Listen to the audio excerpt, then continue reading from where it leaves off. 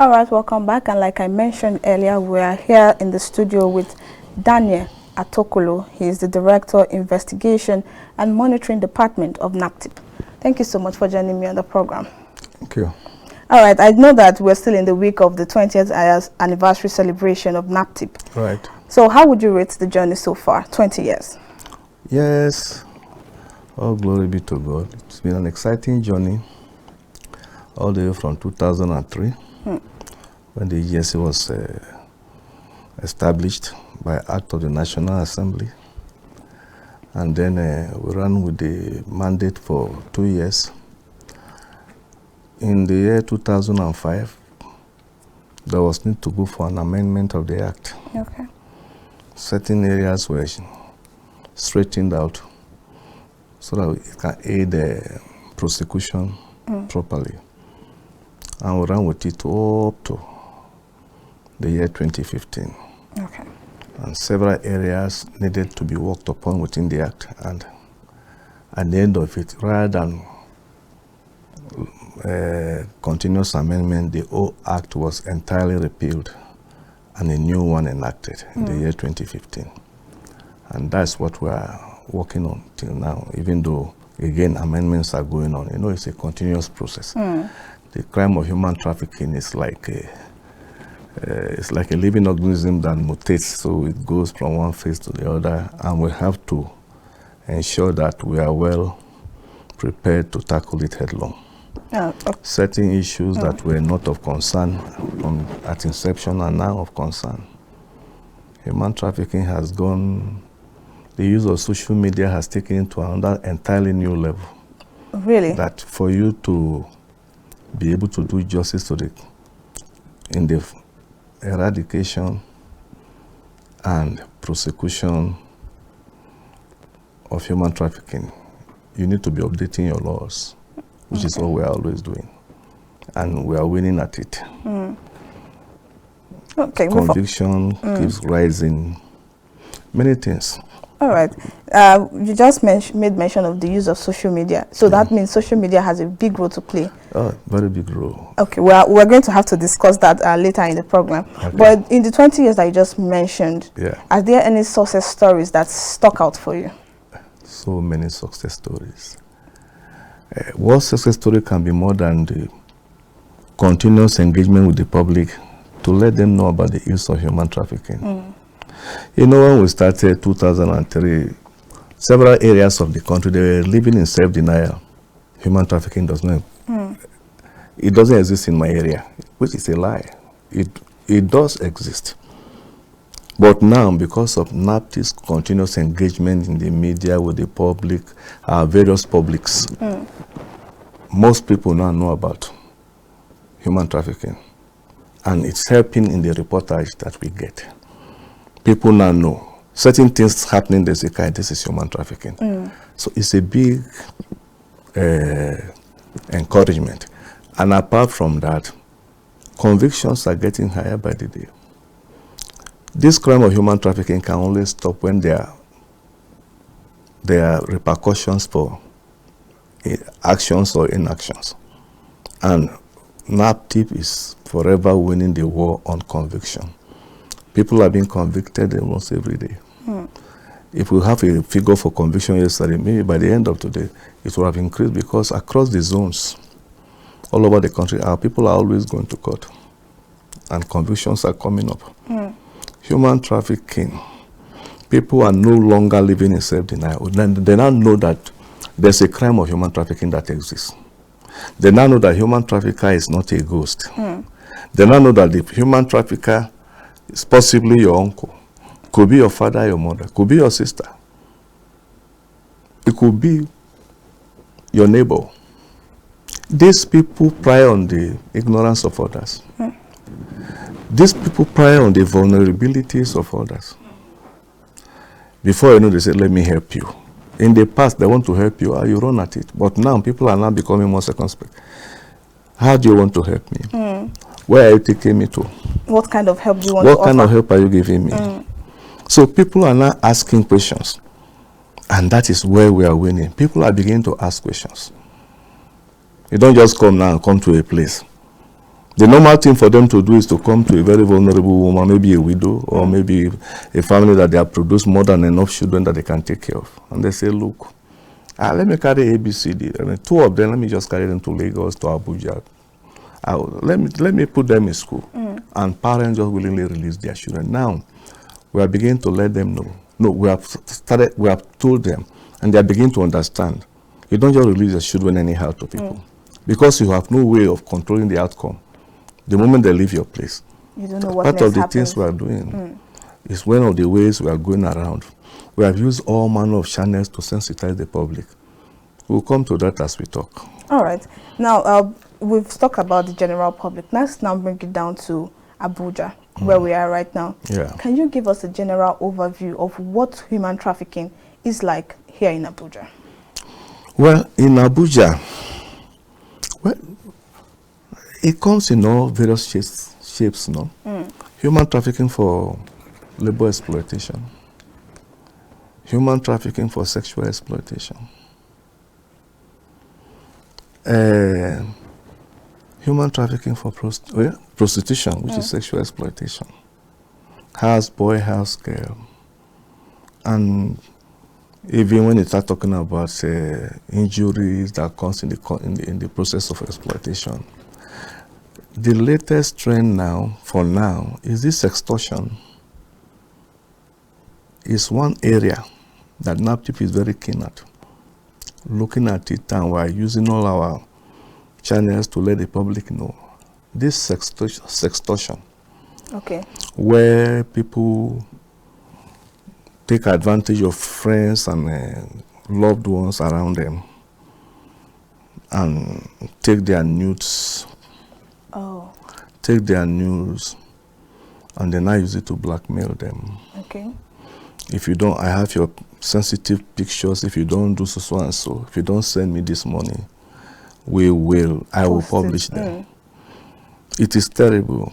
They use it to extort. They use it to blackmail. And it is terrible. Sometimes they even go up to the extent of trying to commit suicide because they cannot stand the disgrace, the shame. So sextortion. And we are working at it. We are arresting people that are doing that. We are letting the public to know. Don't allow yourself to be blackmailed by sextortion. Speak out. If something is happening to you, speak about it. Call NAPTIP. Trust us. And when you call us and you let us know, we will go after them.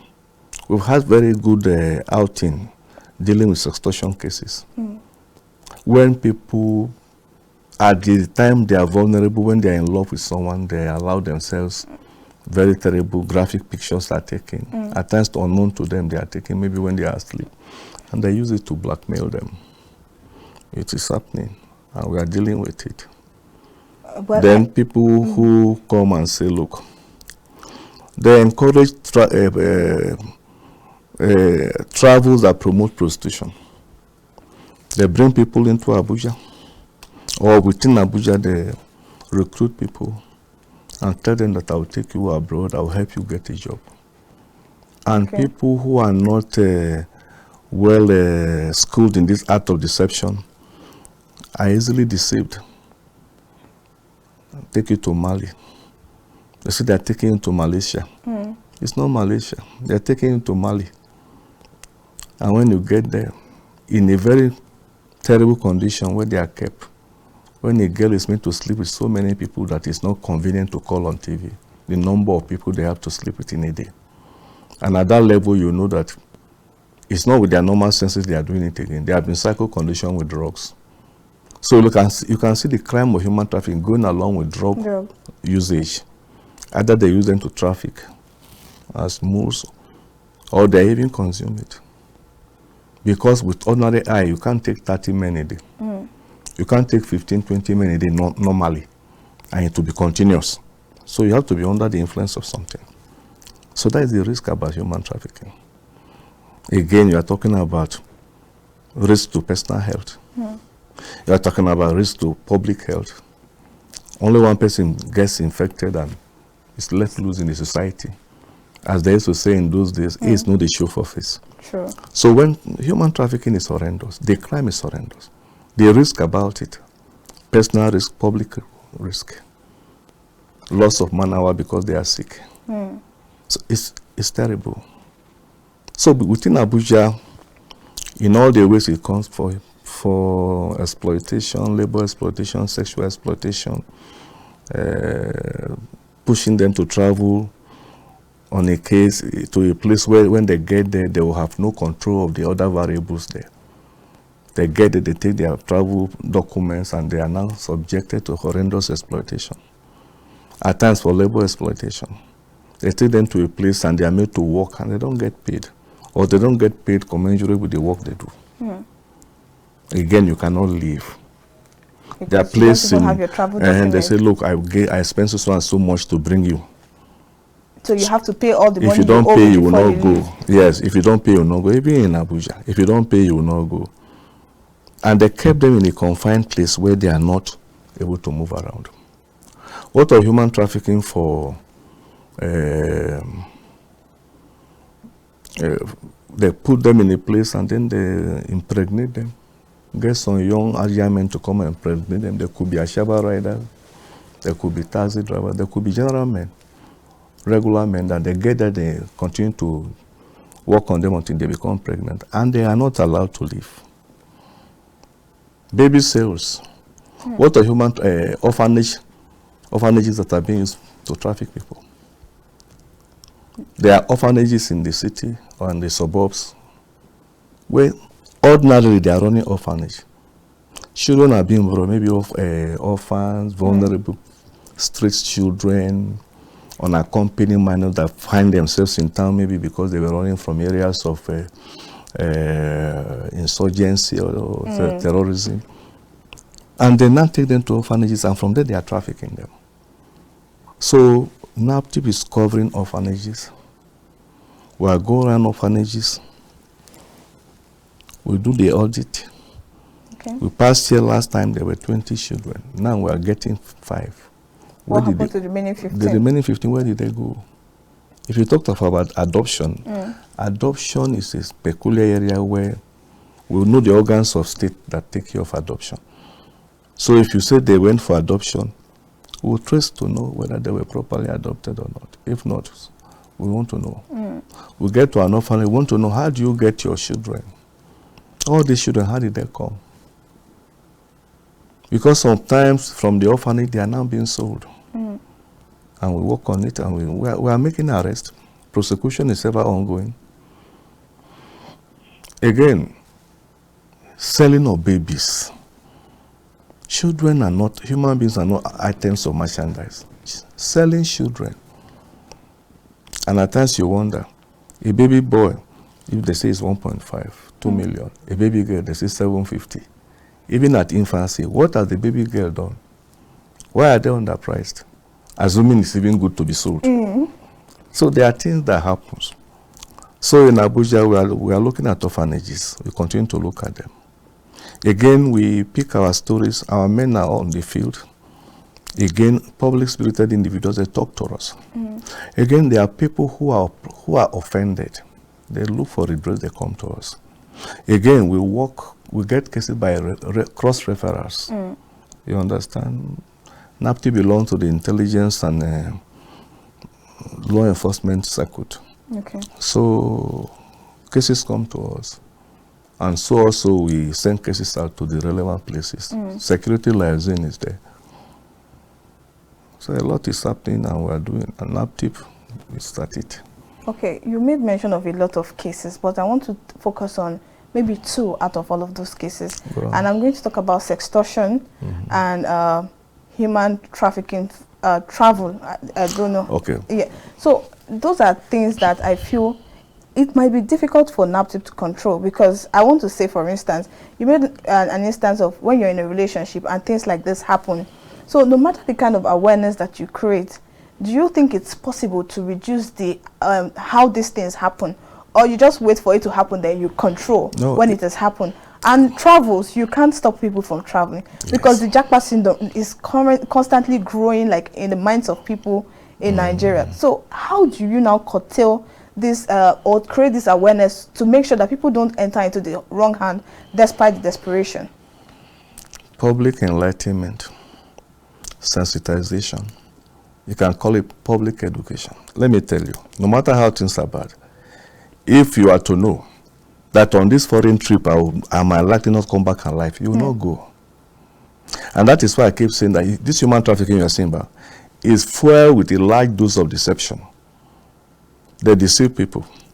So reduction is by continuous engagement with the public. Let people know. Some people told us that knowledge is power. If you know what you need to know, you are empowered to take decisions. And in case you are in doubt, speak to NAPTIP. If they bring a proposition to you to travel, and let me tell you, people are exploited and trafficked for sports. Sports? Yeah. How so? Okay, let me tell you. You come to a place, you come to a football pitch, street soccer, beach soccer, you see small children do it, teenagers playing, and you see them, you play very well. That is traveling in sports. You play very well. Let me help you. Connect you to Belgium, to Holland, you go and play. You go to Italy. That's a good thing, isn't it? It's a good thing, but it is trafficking that is in the offing. Okay. At times when they are trafficked for the harvest of their organs. Oh, not to actually go there and play for the football. You are never going to play that ball. See, let's talk. You come to a place and see small children playing or young men playing. These guys are desperate. They want to make a name, which is normal. It's a natural inclination for every human being to try to make a name. Nobody wants to be a nobody. And they know the kind of glamour that world international football brings. And so they are happy. You say, okay, I'll say. Some of them, when they go home and they tell their parents, the parents sell lands. They go and bring shares, sell shares, company shares, sell lands, sell houses to raise money for their children to go and play international football. And in the course of playing, being recruited, they go for blood test. And on the face of it, yes, you want to know, I hope you're not hepatitis B positive, you're not HIV positive, you don't have all this. You say, no, I don't have. You even willingly submit yourself. And they take your sample. For you, they have screened you and you are not sick. So you are sure you are making it to the next step. But for the trafficker, they are looking for compatibility. Somebody somewhere in Europe has a need for a kidney transplant. Then they've checked you, they see you're healthy and everything. The moment a young man or a young lady can be on the pitch, football field for 90 minutes, she will run around, they slide her, she gets up and keeps running. Don't you know that person has a strong body, internal body? If you are terribly sick, can you run? And they are looking for liver for someone, which they have not told you. But they are checking for compatibility. The moment it's compatible, they will tell you, even if you don't have money, they say, we'll finance you. When you get there, you will pay us. Then they take you. The moment you step your feet in Europe, things will not There's no be going the same back. again. They take your travel documents. And if they get greedy, they take only one kidney. If you are lucky, they just take one kidney. And then you can manage the other one, but you will never be like before. You will never be like before. They keep lying to people that when you take, you can live on one kidney. On the face of it, you can live on one kidney. But the conditions precedent, the condition that will make you live healthy, you may not have it. You are not eating balanced diet. All the medications you need to take because your kidney has been tampered, before you can recover yourself, you don't have it. And peradventure they get greedy, they will take the Both of them. and you are dead. Unfortunately, Europe is not like Nigeria that you see, we saw a dead body by the roadside and who kill you. They kill you, they shred you like paper. There's nobody to see any trace that they can even ask. Some people have gone and they are never going to come back, and they think they are coming, they are dead. Oh my God. We have to go on a break now. All right, viewers, let's go on a sea break and we'll be right back.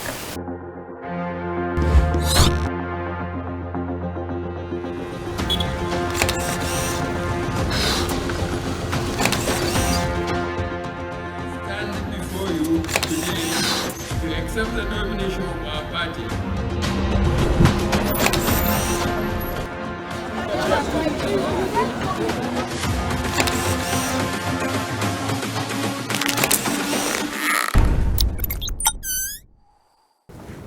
right, welcome back. If you're just joining us, this is ABUJA File coming to you from the ABUJA studios of KAFTAN Television.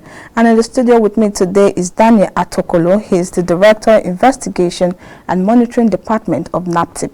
And before we went on the break, he was talking about human trafficking through sport. And I find that conversation very interesting. I'm sorry to have cut your thoughts, but let's go back to that conversation. So sometimes when we hear people say they were taken from the football field and they took them abroad, we shouldn't trust the whole process. Yes, but for every original, no, for every duplicate or for every false document, there's an original. Yes. You get it? So it doesn't mean all sporting academies are fake, but charlatans have found their way into it. And what we're trying to say is that if you're not sure of something, let people know. Call NAPTIP. Because ask questions. Trafficking for human trafficking in sports is wide known. It's well known. And so what do? There is a way NAPTIP came up with a particular platform where you are traveling abroad for sports, you are traveling abroad for educational purposes, excursion, you are traveling abroad for cultural issues, you apply to NAPTIP. We call it TIP clearance certificate. Okay. You come with all your documents and give NAPTIP minimum of 2 weeks ahead. Let us have all your particulars. Were you invited to come for sports? NAPTIP will find out whether there's an academy there that you're actually going to. Does it exist? If they exist, did they invite you?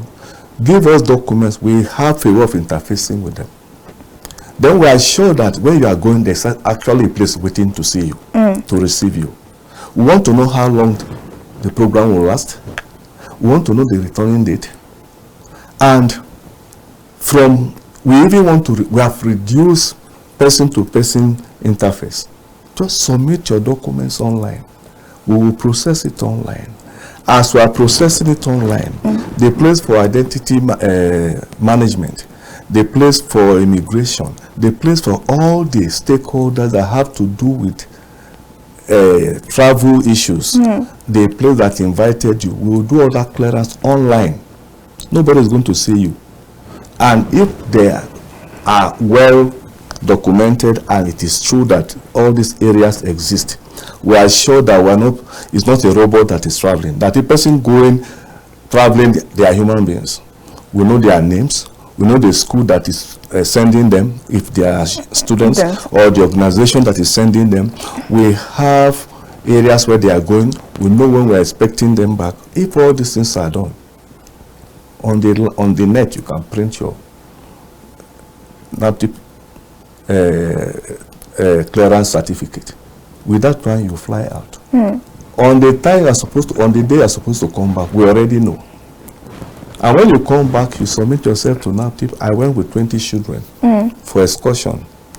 Look at the 20 of them. But we can interrogate the system. If for any reason one of them is not back, then there are issues for you to settle, to answer why the person that you took out are not back. If you don't do that, people go and they fall through the cracks, they don't come back. So for sport, for educational, so scholarships that promote, exploit everything, they have corrupted the system. Some people come and they give scholarship to people. Of late, you hear some people say they are philanthropists. They give scholarship. The children, when all they had was crisis. So with what we are doing, it won't happen. If you give scholarship and they go abroad and they know, instead of going to school, they are put on plantation farms, what will you do? Or especially women, they put them in a sex camp where people go there and they mess them up. And they cannot even come back. So these things happen in the course of normal day work. You want to go for sports, you want to go to school. They even come and say they are philanthropists, they give you scholarship. Bogus scholarship, because when you get there, there's no school. And you can't even come back again.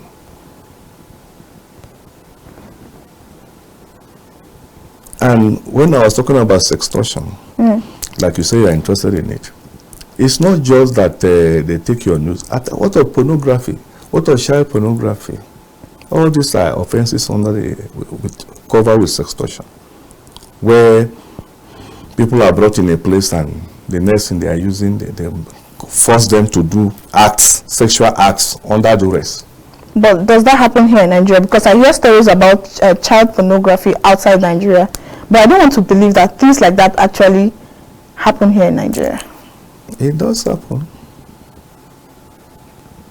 It does happen. What of people who are kept in a room and forced to perform sexual acts under torture, under the threat of torture? It does happen. And again, the material is used to exploit, to intimidate you, to blackmail you. It does happen. These are the things NAPTIP is dealing with. And that is why NAPTIP, especially the current DG, she's hyping up social media for social good. Social media is a good platform. It's a good device, but use it for social good. Okay, because you earlier mentioned how social media also plays a role in this human trafficking. Social media, you know, in the past, in the past, people want to traffic others. They go mouth to mouth. It's like door to door recruitment. Let me carry your daughter. Let me carry your child to Lagos. Then let me carry your child abroad. You go and talk to parents.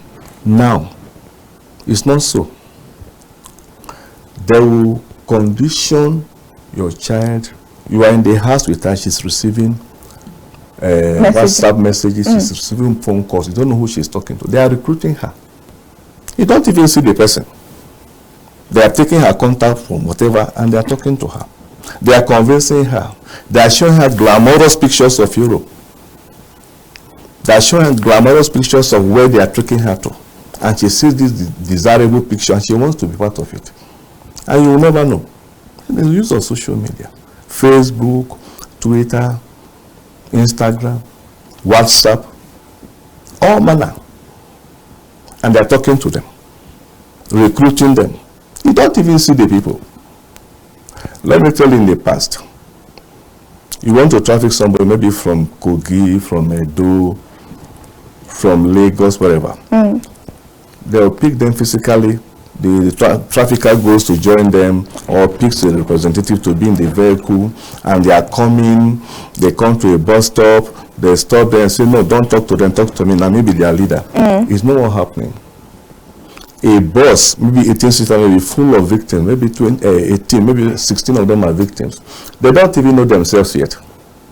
Only one man is behind, only one person is behind those 16 in that 18-seater bus. But they don't know who is connecting them because he's talking to this independently. Talk to this talk to them. Arrange them to enter the particular bus. And all of them enter. They come from the south or wherever. They come to Abuja. They know so when you get to the gari, call this number. Yes. Call this number. She comes down, she calls the number. It's okay, you are there now. He may even be there. He will hide and say, okay, hold on. A motor will come.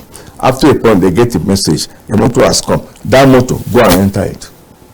It is then they may know maybe they are because all of them are going to some vehicle again. Yes. They go to Kano, they go to Katsina. Then they hand them over to other people. If you are tracing this case, you don't even see the people that is carrying them. But again, at NAPTIP, we have a way of tracking them. If they are using social media for bad, we are using social media to track them.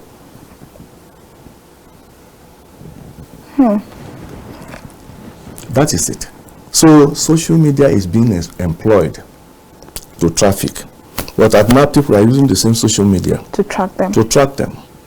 And when we track them, the offense of human trafficking will not abate until people who are offenders are dealt with, prosecuted, convicted, and we go after their money. For every trafficker you see, is the money in it, and we are following their money.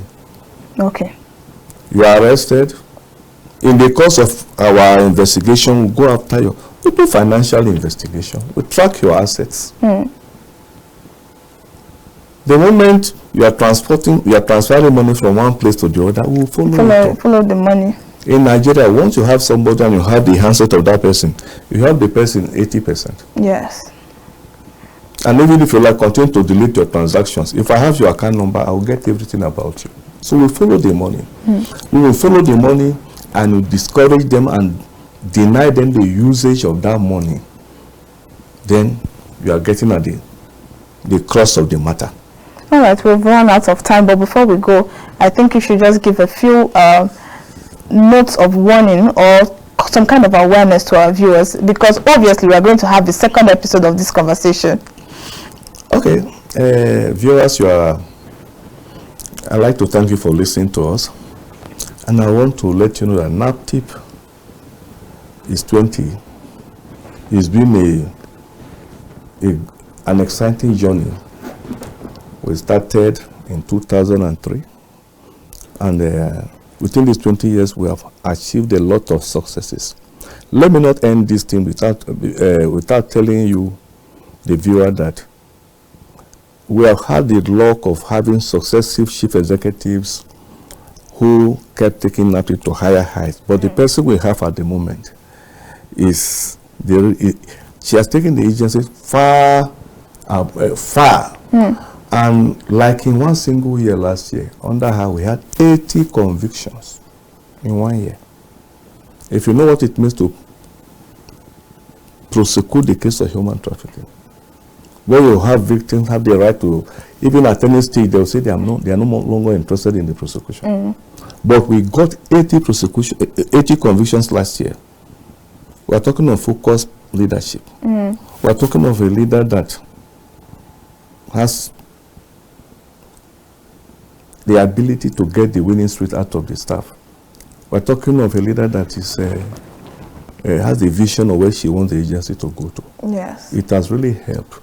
This year, as we talk, we are in July. We already have 48 convictions. Yes, and these 48 convictions, this is as at yesterday. Today is Friday. Lawyers are in court across the country. I will not be surprised if we start having 2-3 convictions today. So things are happening. The long and short of it is that trust NAPTIP. We have various means, social media handles at NAPTIP Nigeria on Twitter, Facebook, NAPTIP Nigeria on Facebook, www.naptip.gov.ng site. If you want to talk to us by phone, we have 070 30,000 203. Use all these platforms to let us know what is happening to you. Yeah. If you are in a place where you suspect something unusual is happening, call us. The advantage is that NAPTIP we are configured to keep confidentiality. Okay. When you tell us something, you must keep your mouth shut. We will never betray you. Tell us what is happening. Look at your neighbor that is there. His child is crying. His child is being maltreated in their house. Maltreated. You stand upstairs. You sit downstairs. You see somebody is being always. The child is crying. Why don't you just call NAPTIP? Leave the rest to us. Call NAPTIP. We'll come there. We'll rescue people from exploitative environment. We rescue people from areas where they are being manhandled. We rescue them. We take them to our shelters if they are the type who can take to shelter. A lot is happening at shelter. Bring them into the shelter, counsel them, do their needs assessment, give them medical treatment. Most of the time, a lot of people that are trafficked are equally subjected to horrendous sexual exploitation that brings all manner of illnesses. And at NAPTIP, our nurses, our doctors are going around to ensure that people are well treated. Okay. And at the point before they go, we do family tracing, we reconcile them to their families and take them back so that they can become functional members of society. All right. And for the investigation, which is where I belong, we try our best to ensure that cases are well investigated so that there will be punishment for actions. If there are consequences for action, then we are succeeding. It's not just investigation and prosecution. We track their money and deny them the use of it. I think that's where you get them, because once you deny people of the use of their money, or no matter how small the money is, it goes a long way. All right, thank you so much for coming on the program. It's been amazing talking to you, and I hope to have you back some other time, because we have not even gone half into this conversation. Well, if you're just joining us, I'm sorry you're late. That was our conversation with Daniel Atokolo. He is the Director, Investigation and Monitoring Department of NAPTIP. But this is just the first half of our conversation. This conversation is not over. Till I come your way next time, I am Sandra Ago, and bye for now.